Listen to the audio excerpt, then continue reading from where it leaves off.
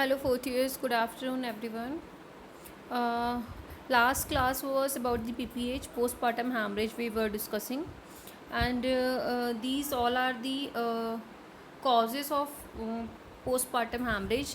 Why postpartum hemorrhage will happen during the postnatal period? क्यों होता है उसके हम causes पढ़ रहे थे, in which the uterine atony was the very important and it play major role for PPH, or we can say the for hemorrhage.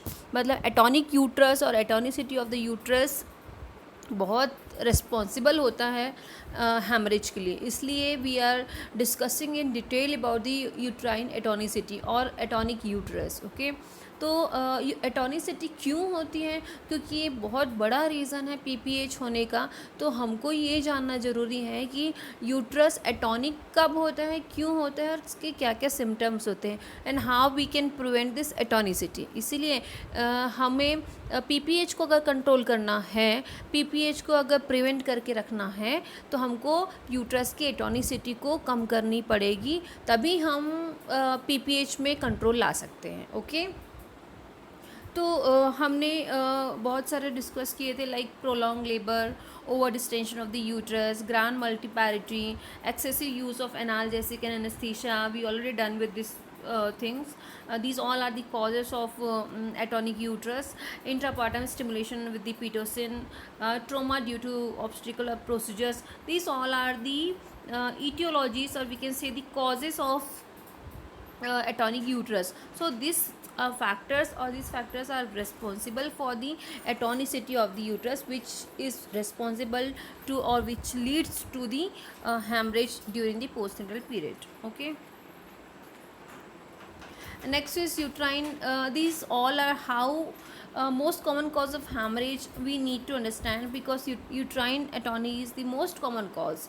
Key to successful management is prevention, that I told you earlier. Prevention एक ऐसा in every aspect you can see, not only in the pregnancy, not only in the postnatal period. prevention हर जगह बहुत अच्छा माना जाता है. ये भी कहा जाता है कि prevention is better than cure. तो हमेशा हम प्रिवेंशन को पहले प्राथमिकता देते हैं कंपेयर टू क्योर और कंपेयर टू ट्रीटमेंट. ओके, तो prevention play major role, prevention plays major role to treat और टू किसी भी डिज़ीज़ को सबसाइड करने के लिए, किसी भी डिजीज़ से बचने के लिए that prevention plays very important role. इसलिए always said that prevention is better than cure. Okay, so next will see how what क्या होता है. कई बार nurses many times can predict that womens are at risk of haemorrhage. कई बार nurses जो होती है, एक्सपीरियंस नर्सेज जो होती हैं, दे अंडरस्टैंड इस वुमेन को अब पीपीएच होगा, क्योंकि she knows the sign and symptoms of PPH. एक नर्स जो होती है वो जानती है कि किस वुमेन को पीपीएच हो सकता है, किस वुमेन को नहीं हो सकता, क्योंकि वो कॉजेज़ भी जानती है और वो साइन सिम्टम्स भी जानती है. Let's see the what are the sign and symptoms which indicate the PPH. Okay, or we can say the postpartum hemorrhage, or we can say the uterine atonicity. किस women की uterine, जब किसी women को uterine atonicity होती है तो उसको ये सारे सिम्टम्स दिखते हैं. तो जब ये सारे सिम्टम्स अगर किसी वुमेन को दिख रहे हैं, तो nurses are understandable to suggest or to diagnose the PPH. Okay, let's see. A bogy uterus that does not respond to massage. क्या होता है? Immediately after the delivery, every nurse massage the uterus.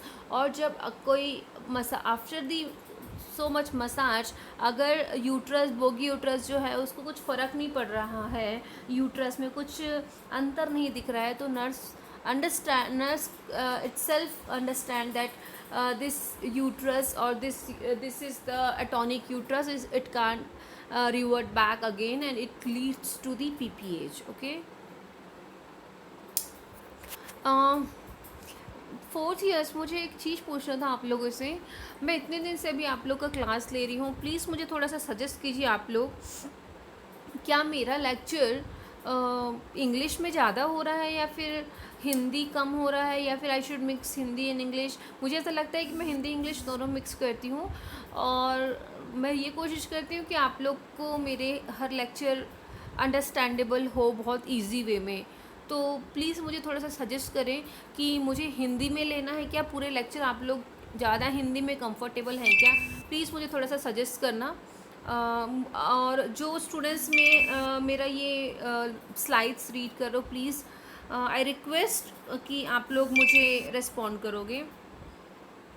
So let's continue with the topic. Again मैं थोड़ा सा divert हो गई, लेकिन please मुझे रिस्पॉन्ड करना, आप लोग क्या चाहते हैं।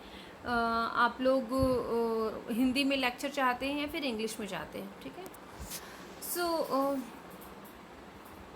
आई वॉज इन दी एक्सेसिव और bright red bleeding. Yeah, I was diverted, sorry. A boggy uterus that does not respond to the massage. एक नर्स कैन अंडरस्टैंड दैट अगर बोगी यूट्रस है और मसाज से भी रिस्पॉन्ड नहीं मिल रहा है तो it is a atonic uterus and it leads to the PPH, okay. And excessive और ब्राइट रेड ब्लीडिंग, जब वुमेन जब नर्स चेक करती है लोकिया, कंडीशन ऑफ लोकिया, तो and it is important to check the lochia also, okay. आपको check करना है as a nurse, आपको चेक करना है कि लोकिया, अगर कोई वुमेन आती है PPH का कंप्लेन लेके, तो आपका फर्स्ट प्रायोरिटी बनता है PPH और सॉरी जो लोकिया है उसकी कंडीशन आप चेक करें कि कैसा कंडीशन है लोकिया का, ठीक है। एक्सेसिव और ब्राइट रेड ब्लीडिंग अगर हो रहा है किसी वुमेन को, तो it indicate that the uterus is atonic and it is leads to PPH, okay. Abnormal clots, see abnormal clots अगर देखो अगर कुछ बीट्स अंदर हैं तो डेफिनेटली PPH होगा। कुछ बीट्स अंदर हैं या फिर कुछ फ्रैगमेंट्स, अगर बेबी का पार्ट्स कुछ रह गया या फिर प्लेसेंटा के कुछ फ्रैगमेंट्स रह गए हैं, तो इट लीड्स टू PPH, हम सब जानते हैं, ठीक है। बट जो ऑटोमेटिकली निकल जाते हैं और लीड्स टू PPH। बट अगर कुछ एबनॉर्मल क्लॉट्स ऐसे निकल रहे हैं, फ्रैगमेंट्स निकल रहे हैं, कुछ बड़े बड़े चीज़ें प्लेसेंटा के पार्ट्स निकल रहे हैं, तो समझ में आ जाता है कि ये एबनॉर्मल क्लॉट्स है और ये एटॉनिक यूट्रस के कारण हो रहा है और it indicate the PPH, okay. So these are the sign and symptoms which indicate a nurse to diagnose the PPH, और जो डायरेक्टली इंडिकेट करता है कि ये एटॉनिक यूट्रस है which leads haemorrhage. See how and what a nurse can give the care. Sorry. Here. Assess and document bleeding.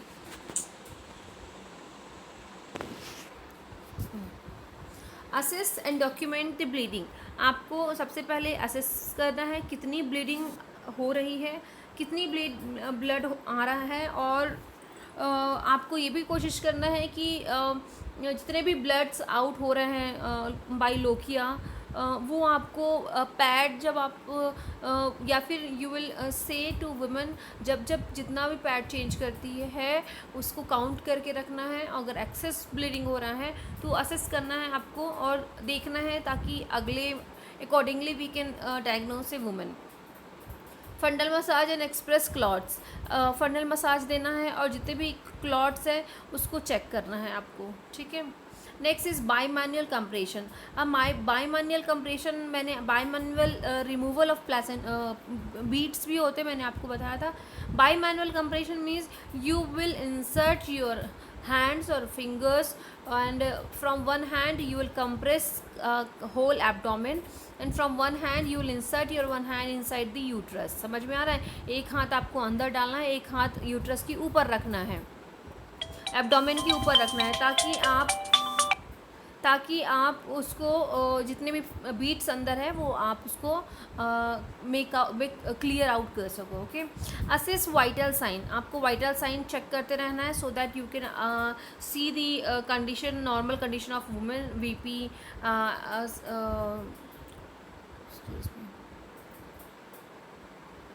Normal है कि नहीं वुमन। अगर एक्सेस ब्लीडिंग हो रहा है तो इट लीड्स टू शॉक, इसलिए आपको ध्यान रखना है ये चीज़ कि सब नॉर्मल है कि नहीं।